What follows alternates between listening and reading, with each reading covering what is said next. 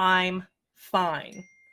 Are you having that? Have you ever had that conversation with the man in your life or the significant other in your life? You're not fine. We all know that when you say I'm fine, you just want the problem to go away, right? Like you just want the problem to not exist anymore, but yet by continuing to not address the problem, you still end up having the problem. In fact, the problem starts to fester and it gets a little worse.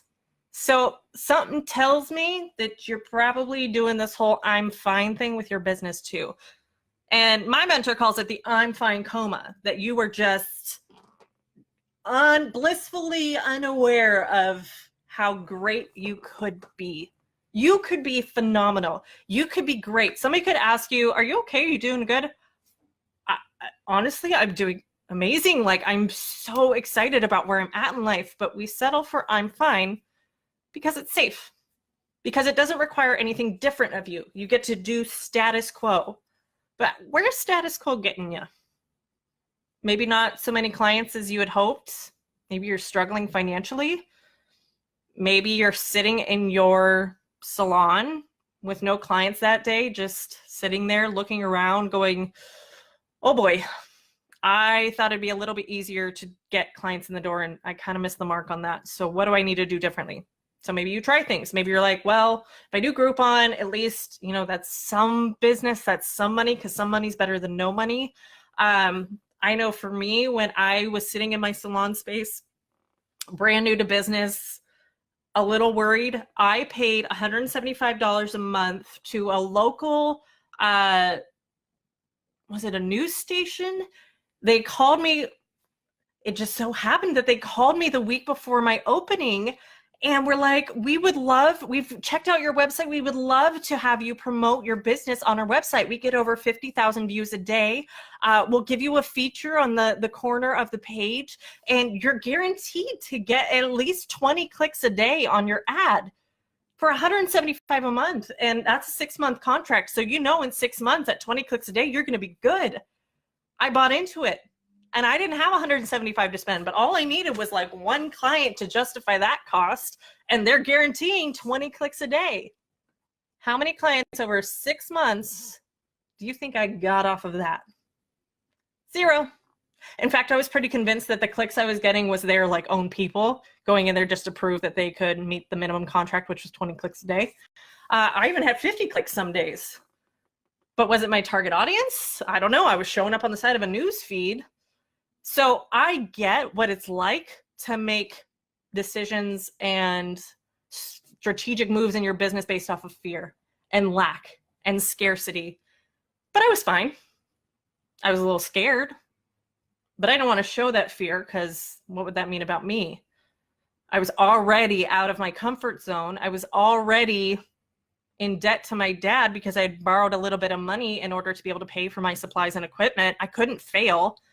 My husband was in school full time. We had a 9-month-old kid. I didn't have a choice to fail. I mean, I could have. It would have been much easier to go back to a job. But I wanted my business to mean more about me.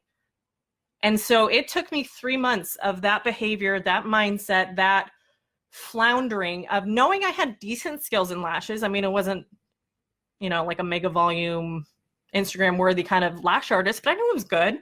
I made a lot of mistakes as a beginning lash artist. I had put 0.25s on a white girl with very thin lashes and did 15 16s in 0.25s because and I quote her, if they didn't look fake, she didn't want them. And I started to realize I was doing damage. I didn't know extensions could do damage, but I was figuring it out. And I had made a promise to myself after I lost her as a client, because her natural lashes were damaged, that I would never do that again to a client, that I would prioritize natural lash health no matter what. Like, I just wasn't going to do crazy or ridiculous lashes. That was just how I approached my business. But after 3 months of being my city's best kept secret, I waved the white flag. I said, I have no more time to spare to grow my business. I either need to quit and just call a spade and move on and go back to getting a job where somebody else knows what they're doing, or I need to figure this out in any way I can, because I have a family that's depending on me. And my husband was doing his part by going to school, which he did get paid for because he was in the military, but it wasn't enough for us to have the lifestyle we wanted, much less we had a growing family. So my son came out at 10 pounds the old fashioned way. That kid was eating a lot. Okay, so we needed a food budget. But I waved the white flag and I said, I need somebody who's an expert in business. I need somebody who understands business more than I do to help me figure it out. And so I consulted with a business coach. She did like a free 30-minute call.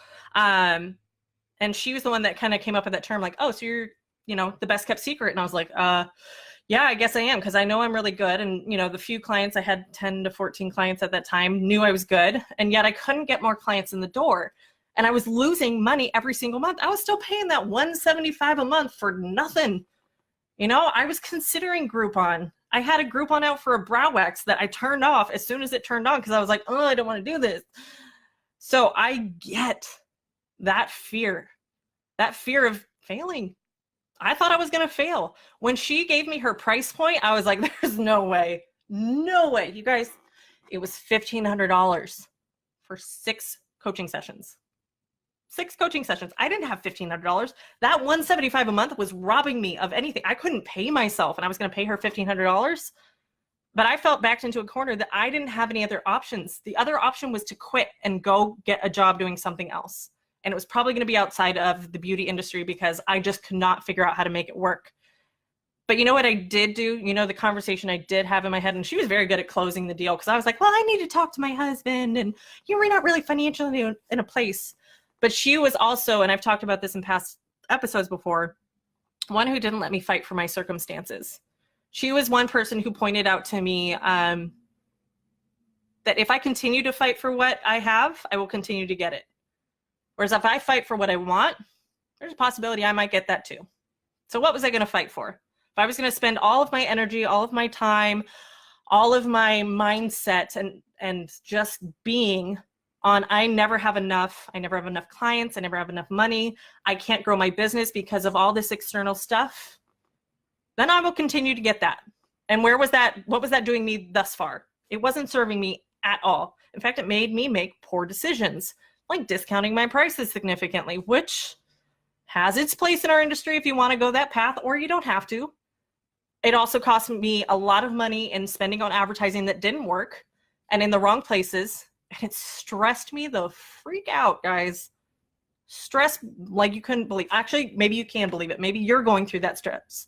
Maybe you're a single mom and you have a kid to support. You can't give up the benefits of your current full-time job to go off and do this thing called a lash business.